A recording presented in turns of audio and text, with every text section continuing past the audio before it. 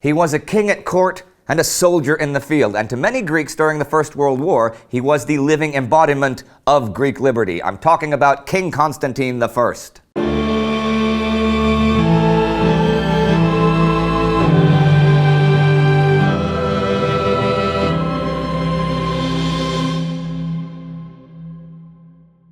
I'm Indy Nidell. Welcome to a Great War bio special of who did what in World War I, today featuring Constantine, King of the Greeks.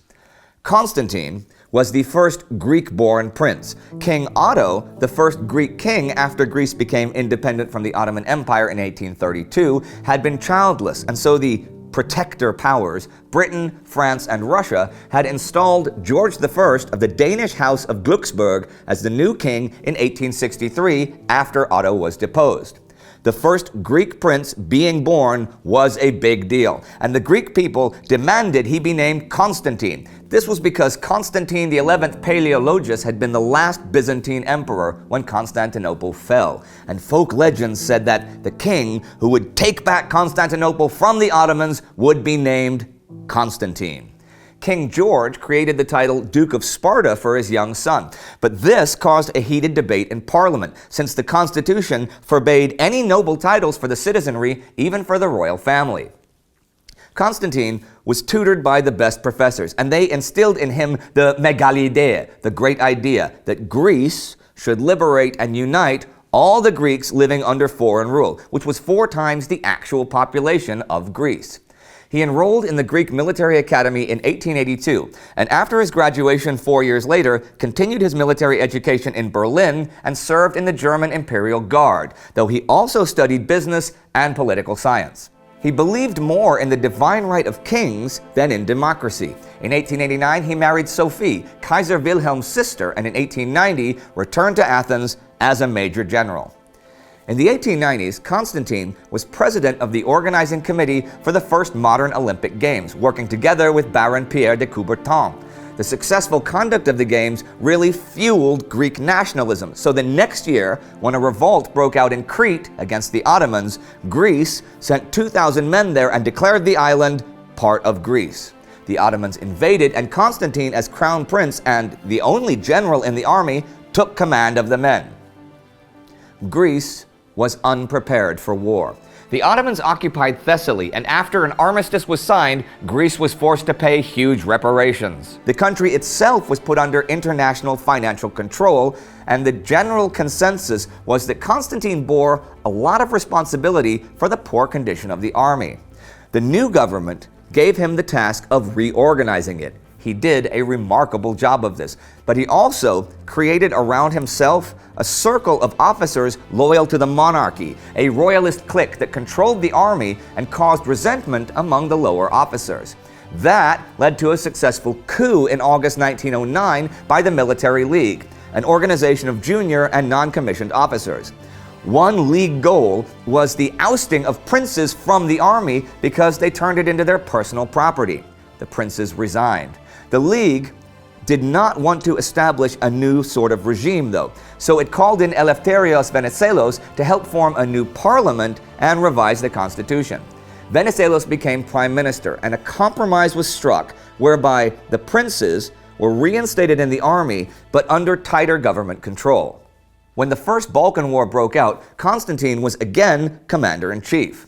That war saw the first real strife between Constantine and Venizelos. Constantine wanted to march north to Monastir and join the Serbian forces there, but Venizelos made him instead head east and occupy Salonika.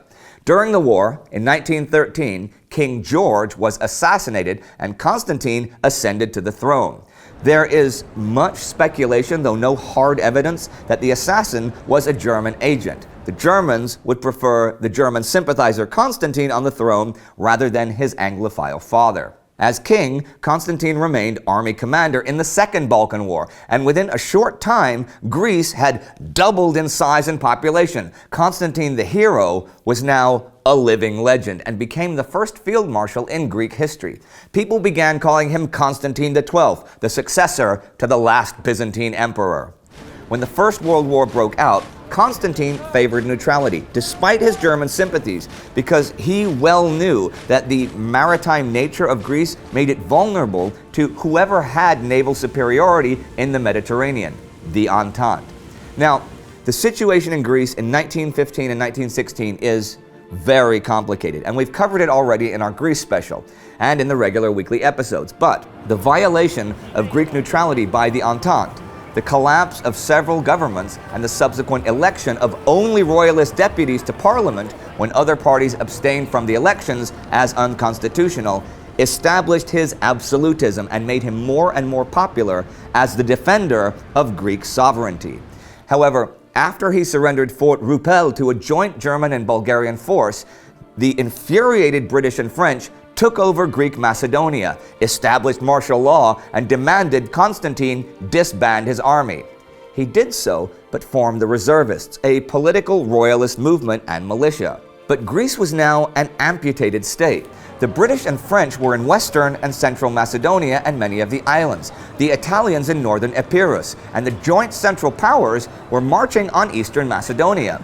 The Venizelos argued that Constantine did not defend Greek independence after he ordered the army corps that defended Kavala to surrender to the joint army. So they took control of the Greek garrison at Salonika and established a provisional government there.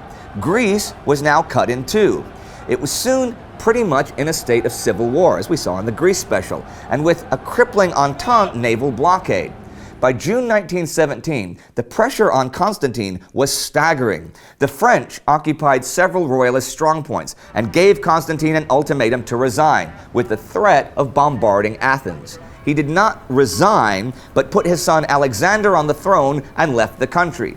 You might think his firstborn son George would take the throne, but he had served in the German army before the war, so the Entente excluded him. Greece was still officially neutral during all of this. Constantine and his family settled in Switzerland, and Venizelos united Greece and joined the Entente in the war.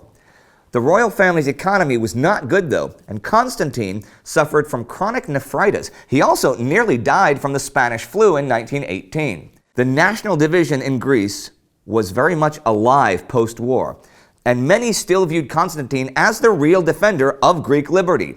In 1920, the Royalists won a stunning electoral victory over the Venizelos, 260 to 110, and Venizelos resigned from politics and left the country. There was then a referendum in November that restored Constantine to the throne with 99% of the votes, the Venizelos having abstained. Britain, France, and Italy did not recognize him as head of state and froze all loans to Greece. And Constantine's diplomatically isolated government launched an all-out attack against Mustafa Kemal's Turkish headquarters in Ankara. And in May 1921, Constantine led his army into Anatolia. His health was failing, though, and he had a heart attack in August and returned to Athens at the end of the year. The Greek army was finally defeated in August 1922, and the Greek population in Anatolia, now undefended, fell victim to massacres that a lot of the Greek people blamed Constantine and the royalists for. A rebellion broke out in the remnants of the army, and Constantine was forced to resign the throne. George now became king, and Constantine left Greece September 27th. He died January 11, 1923, from a heart attack in Palermo. Constantine and Sophie had 3 sons and 3 daughters, and all 3 sons eventually became kings of Greece.